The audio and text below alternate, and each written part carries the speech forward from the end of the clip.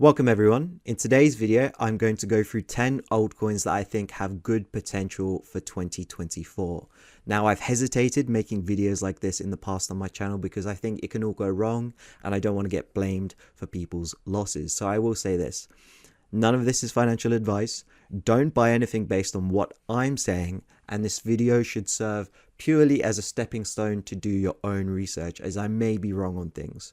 So I've just get that out of the way first. Now that we're approaching a new bull cycle, particularly with a rally around this sort of time of year, it's going to attract new people into the ecosystem, particularly people who want to start investing in the new year. We see that basically every year, right? So you need to set your targets higher than you have ever before, as each bull cycle just gets larger and larger and larger. Now, before I go into these tokens, I just wanted to talk about the criteria of which I'm using to actually choose these. So the first bit of criteria is they've got to be newer tokens. So typically less than a year. Now, this is something that, I'm willing to compromise on if it covers other criteria, but this one is super important because the newer tokens have larger potential to pump. So for example, let's just take XRP for example and Tron. So XRP and Tron have been around for years. They've already had their pump in the 2017 bull market cycle, and every single time since then there's been a bull market. Basically, they don't pump as hard because you have a legion of bag holders who are looking to exit as soon as they can. As soon as they can recover some of those losses, they are looking to exit. So a lot of these top 100 coins that have been around for a couple of cycles, you just want to avoid, right? Now, the second criteria is a strong narrative. So a strong narrative can do a lot, even if the narrative is like complete nonsense and it just doesn't have any bearing at all. If other people believe it, and if people believe that other people will also buy into it as well, that's great. So for example, gaming and AI is going to be a big narrative for this next cycle, particularly with the rise of ChatGPT and so many gaming projects coming out. None that have been too successful right now, apart from like Axie Infinity, but I don't see that coming back in the new bull cycle. We're going to take a look at some of the new gaming projects that are coming out. And the third criteria is favorable tokenomics.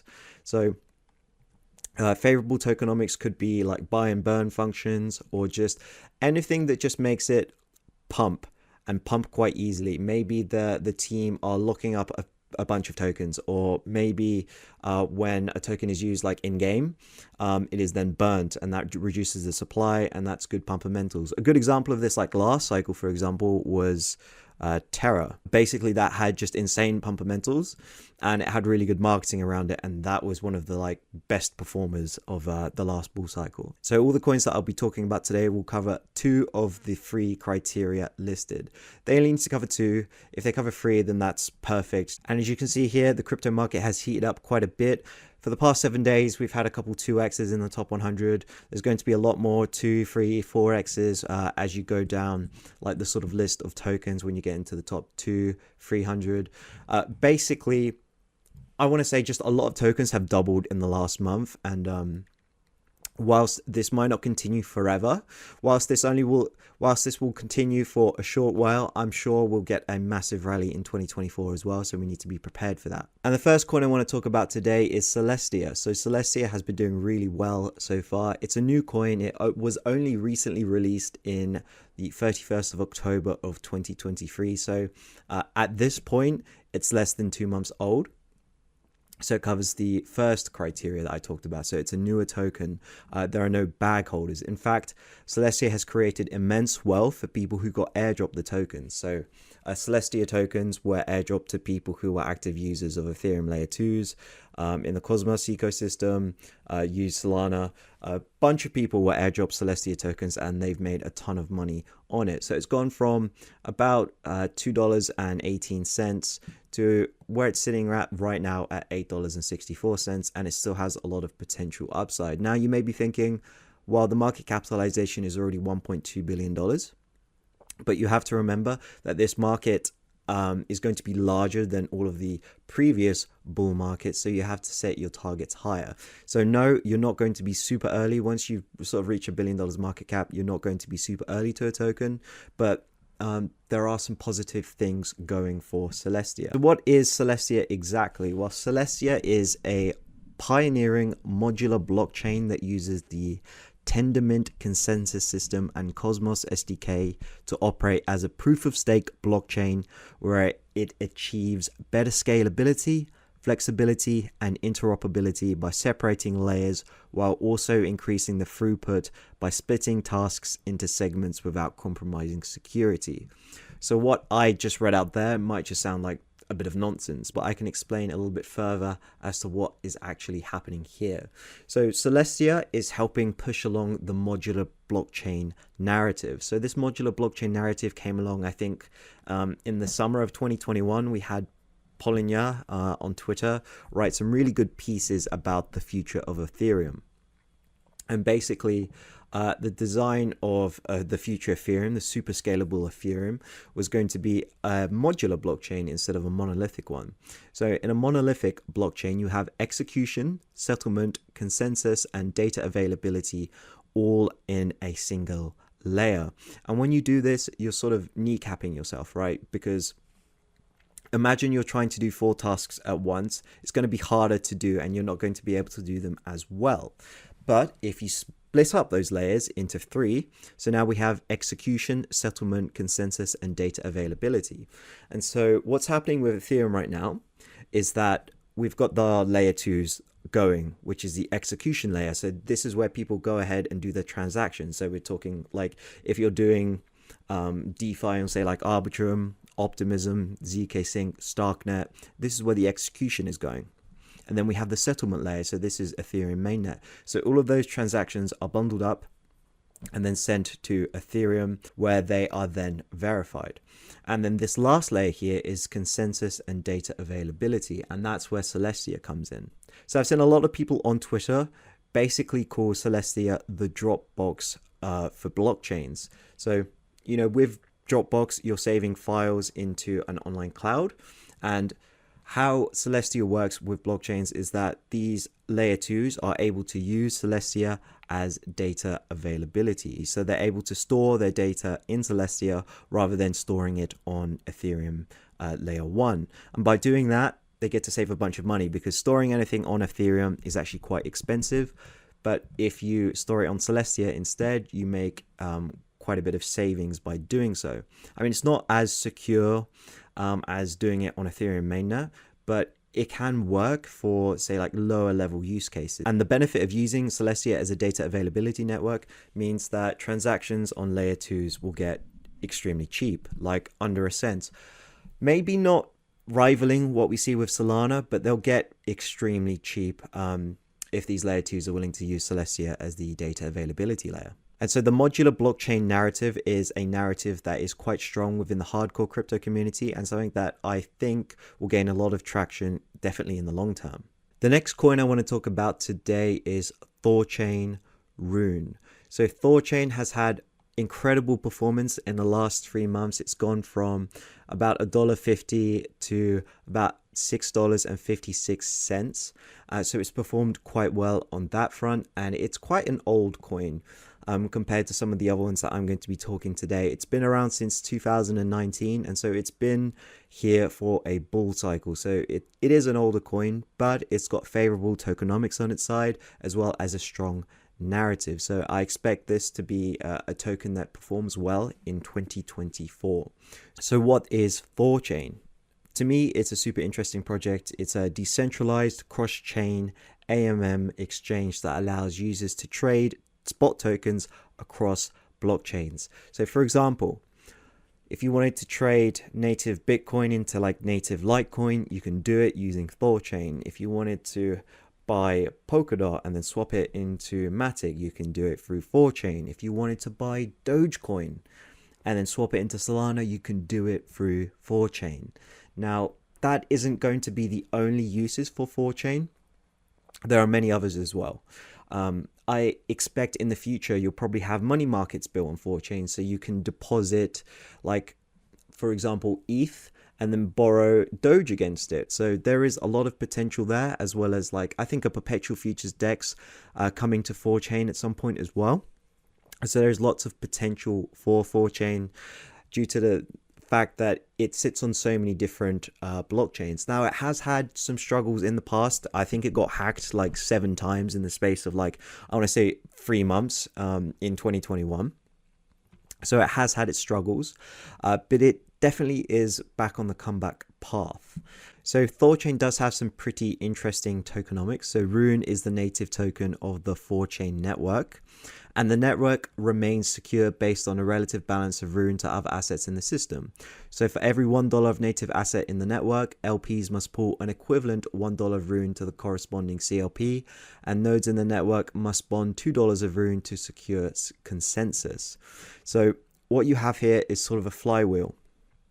And this all really depends on people wanting to use more decentralized, trading places. So like if DEX liquidity goes up, if more people want to start trading on DEXs and the volumes go up, then Thorchain is going to massively benefit from this. And as we are approaching another bull market, this is likely that it will actually happen. So as transaction volume increases, node operators' rewards increase, users are able to buy Rune to operate nodes, that minimum bond amount increases, and the network becomes more secure. So this is like good tokenomics on their part, that the larger Thorchain gets, the more secure the network actually is.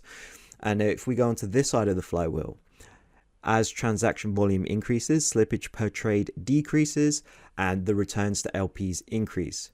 Users will then buy more Rune to become LPs, which increases depth of the liquidity pools, which will also enable larger trades to actually take place onto Thorchain. We are seeing a few centralized exchanges using Thorchain as a place to do swaps as well, which is pretty cool. And sort of the mega bull thesis for Thorchain is that it will be a global base layer of liquidity that any centralized exchange can just dip into and facilitate trades that way. So a lot of centralized exchanges in the future might just be a front end for Thorchain. So all the swaps in the back end go through Thorchain, which, as we can see here, benefits the price of Rune greatly. The next coin I want to talk about today is Cacao, which is the native token of Maya Protocol. So Maya Protocol has not been around too long. It's a bear market build. As you can see here, the token has only been released since July of 2023. But in the past sort of 3 months, it's had massive gains. It went from about 10 cents all the way up to $1. So massive gains has been made in Cacao quite recently. And so it is a new token. So not a lot of bag holders here as well, which I quite like. So Cacao effectively is just a friendly fork of Thorchain. So it's playing off the same sort of thesis that Thorchain has, that there's going to be a large bull market. Lots of trading is going to go through decentralized exchanges. And another cool thing about this is that because it's a friendly fork of Thorchain, basically what they're going to be doing with the code is experimenting more. And if any of that experimentation goes right, then it can be something that Thorchain might implement as well. If you guys remember Polkadot and Kusama, whilst they might not be super successful coins now, they did really well in the initial bull market. And I think Kusama like outperformed Polkadot as well. I mean, it started off at a lower market cap, and so is Cacao in comparison to Thorchain. So it doesn't have the problems of Thorchain where, you know, it has a legion of bag holders. It is newer. It's playing off the same narrative. And essentially a lot of the same code base as well. So they might have some troubles, you know, if they experiment too much and, you know, they suffer some exploits. So you have to be wary of that. But if their experimentation goes well, then it can provide massive gains as well. So basically you can think of this as like a high beta play for Thorchain. So if Thorchain's going up 10% in a week, this might go up 15, 20%. And the next token I want to cover is Bonk. So Bonk is a dog meme coin. It's based on Solana. Now you might be thinking to yourself, why are you choosing a meme coin for this? Like, why are we even discussing this? Well, for the past bull cycle, we had Dogecoin pump massively, Sheeb pump massively, a plethora of other dog coins pump massively as well. And I think the whole GameStop scenario that happened a couple of years back has just shown that people are willing to put money into memes purely just for a joke. not even for the expectation of profit sometimes. And then when Dogecoin massively rallied and made a ton of people a lot of money, particularly like just regular people who weren't really into crypto were buying Dogecoin. I mean, even Elon Musk, the richest man in the world, probably the man with the largest voice on the planet, with the most outreach, he was shilling Dogecoin as well. And so this is a strong narrative. Just meme coins in general, things like Pepe coin, for example, they just have a strong bid behind them when the retail liquidity comes back into the market. I mean, everyone and their mother were buying dog coins last cycle. So why am I focusing on Bonk in particular? Well, it's Solana's premier dog coin, and Solana is riding a big high right now as people are enjoying the experience of using Solana versus Ethereum and many of its other layer 2s. So whenever you see an ecosystem like that pump, typically the premier dog coin of that particular layer 1 is going to do quite well as well. Now, regarding the history of Bonk, it was airdropped to people, I think last Christmas, I believe, as sort of a Christmas treat. So it's actually made quite a bit of money for quite a lot of people because it was airdropped to them. So it has a ton of goodwill behind it, and there is high upside potential. Satoshi was able to reach an astounding like $40 billion market cap last cycle. Utterly useless dog coin on Ethereum. I mean, it wasn't even Dogecoin, right? So why can't some of this money trickle its way down into the premier Solana dog coin? So that's my bull thesis for Bonk. The next coin I want to talk about is BitSensor. So the native token there is Tau. Now this is a bear market project. It has come out of the 2022-2023 bear market and has performed quite well. So the token has been around since March of 2023. Going from $100 all the way up to $338. And in the past 90 days, it's had spectacular performance, going from $50 all the way up to the high that we see today.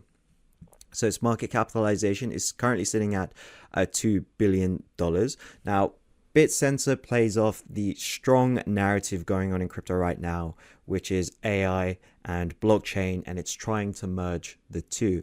Now, whilst I don't think that this narrative is particularly strong in the sense that it has any merit whatsoever. I don't know that AI and blockchain necessarily mix. To me, it seems like two buzzwords.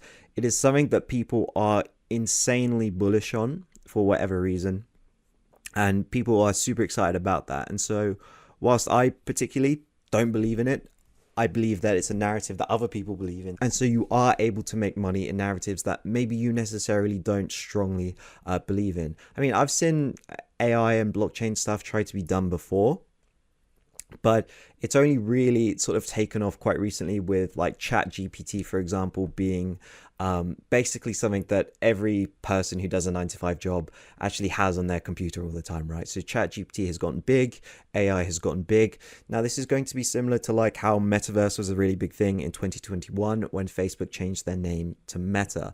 I think, you know, with ChatGPT coming along, it's going to be a rising tide for basically all AI tokens. BitSensor is a decentralized machine learning network that leverages blockchains to reward participants. So BitSensor satisfies at least two of the criteria that I wanted. It's a new token, so it doesn't have legions of bag holders who are just looking to sell as soon as they recoup some losses. We have some people here who have become very wealthy going along BitSensor. And also it's riding that strong narrative that is AI. And building upon the AI narrative, we have Render here as well. So Render is a token that's been around a while. It's been around since 2020, so it's a little bit older, but it's riding that strong AI narrative. So I believe, you know, it has potential to do pretty well. But the main focus of Render is that it enables individuals to contribute unused GPU power to help projects render motion graphics and visual effects. So Render is my second pick to ride that strong AI narrative. The next coin I wanted to talk about is Casper and its native token CAS.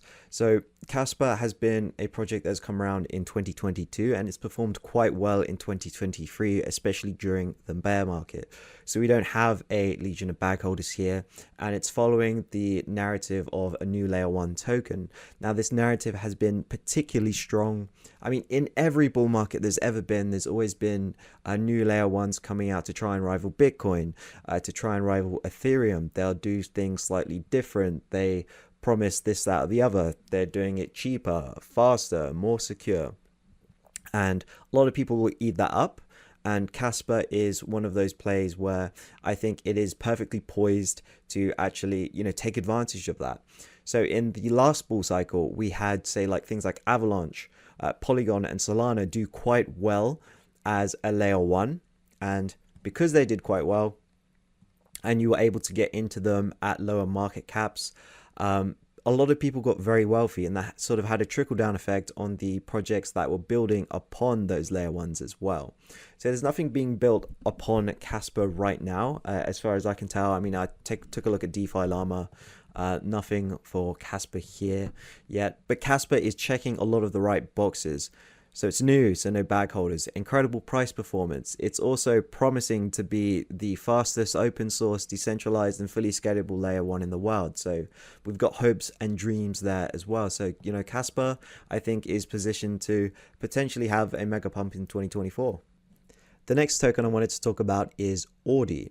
So Audi is a new token that has sort of done really well through the bear market, and it has been introduced due to the new sort of like ordinals boom that has happened on Bitcoin. And I believe it's the first sort of like BRC20 token out there, and it's basically just a meme coin as well. So you're riding off two narratives there.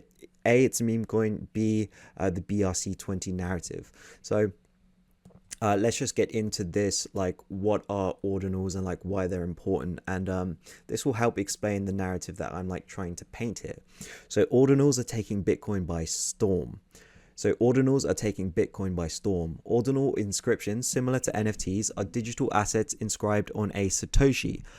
And this is possible thanks to the Taproot upgrade launched on the Bitcoin network on November 14th, 2021. So this has enabled Bitcoin developers to bring non-fungible tokens or NFTs onto Bitcoin. Additionally, this has enabled people to start creating all sorts of different coins on Bitcoin as well as the fact that I think like layer 2s are now coming to Bitcoin. So we're going to see Bitcoin DeFi, like Bitcoin NFTs, Bitcoin money markets, Bitcoin perpetual futures dexes, all sorts of things are coming to Bitcoin. And as long as Bitcoin continues to do well in this bull market, which of course it will, it's basically the leader of every, crypto bull market, a lot of that value will trickle down to things like the, NFTs on Bitcoin, as well as Audi, which is, I think, the original like meme coin on Bitcoin. And so it will have some sort of like historical significance there as well. So we're riding quite a few narratives there, and I think it will do quite well in 2024. The next token I wanted to talk about today is Multibit and Mubi. So Mubi is building upon the narrative that we talked about before with ordinals. So with all the Bitcoin ordinals coming along, the inscriptions and the ecosystem that is being built along there, Multibit is set to actually profit from all of this. So Multibit, it's a new token. It's been around since November and it's performed extremely well, and I expect it to keep performing extremely well as long as this sort of Bitcoin narrative continues to actually gain steam and people actually want to start using the ordinals ecosystem, so on and so forth. So it's gone from about 2 cents all the way to like 6 cents, so it's done quite well so far, and I expect further gains to come. The fully diluted valuation is only $63 million, and that could go quite higher. So what is Multibit? Well, it's the first ever BRC20 to ERC20 bridge. So you can bridge funds over into that ecosystem, and so by owning the token you're able to get some of the fees of the bridging that is done. Additionally, within their ecosystem, they're going to introduce an ordinals AMM. So this is an automatic market maker that is specifically designed for trading ordinals tokens. So, think of like Uniswap, but for like the ordinals ecosystem. They're also going to be setting up farms as well as an Audi stablecoin. So the BRC20 and Ordinals ecosystem is set to grow, and Multibit will be there benefiting off of its growth. And the last token I wanted to talk about today is Big Time, which is the underlying token for the game Big Time. So crypto gaming is one of the narratives that I spoke about earlier on in this video that I thought might be quite big. So there are a ton of money actually being thrown into crypto gaming. I think in like 2022, 2023, it's like been one of the areas where most of the venture capital money has been thrown. And there's been lots of projects actually being developed in that area. Now, Big Time is one of the like premier ones, particularly within the crypto gaming space. So there are 3 billion gamers on the planet. If we can even get a few million playing a particular crypto game, that is going to cause the price of the underlying tokens and its NFTs to just absolutely skyrocket. And we're seeing big price appreciation for Big Time right now. So it started off at, about 6 cents, and it's sitting about 77 cents right now since its launch in October. So we've got a few good things going here for it.